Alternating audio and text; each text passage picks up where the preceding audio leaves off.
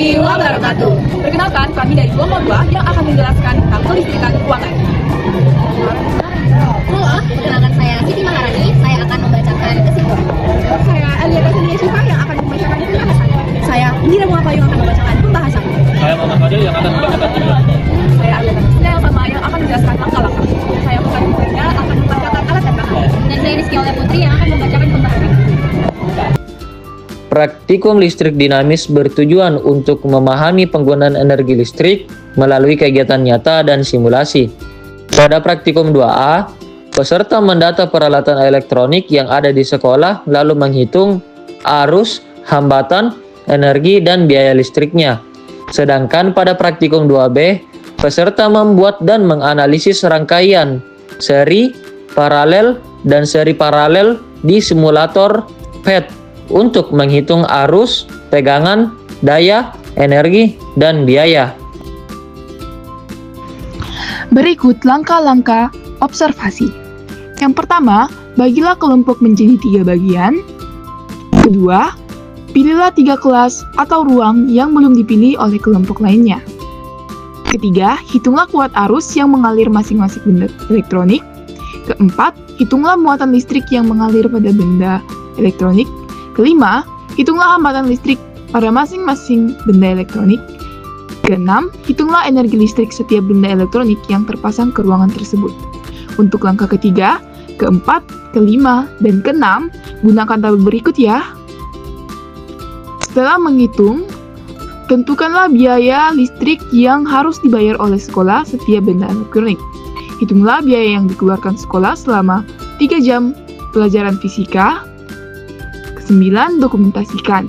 Dan yang ke-10, setelah observasi selesai, buatlah stiker. Stiker tentang ajakan hemat listrik dan tempelkan pada ruang observasi tempat masing-masing. Berikut merupakan hasil-hasil dari hasil observasi.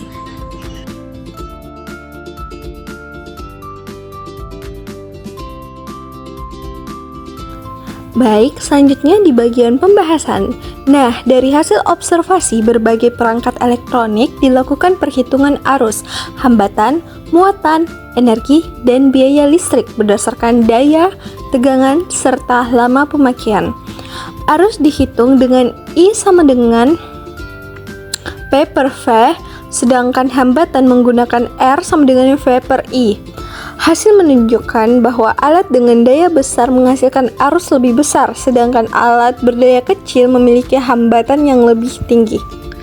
Muatan listrik dihitung dari Q sama dengan kuat arus listrik dikali waktu, sehingga alat yang digunakan lebih lama atau memiliki arus besar menghasilkan muatan lebih besar. Energi listrik untuk tiap alat diperoleh dari rumus energi sama dengan P per 1000 kali jam pemakaian, lalu dikalikan tarif listrik untuk mengetahui biayanya. Dari perhitungan, alat berdaya sebesar seperti kipas 150 watt memerlukan biaya lebih besar dibandingkan charger dan mini fan yang dayanya kecil. Pada rangkaian seri, daya dan energi lebih kecil karena tegangan terbagi. Sedangkan pada rangkaian paralel, daya total lebih besar karena setiap beban mendapat tegangan penuh. Rangkaian gabungan menghasilkan nilai di antara keduanya. Secara umum, semakin besar daya alat dan semakin lama digunakan, semakin besar pula energi dan biaya listrik yang diperlukan.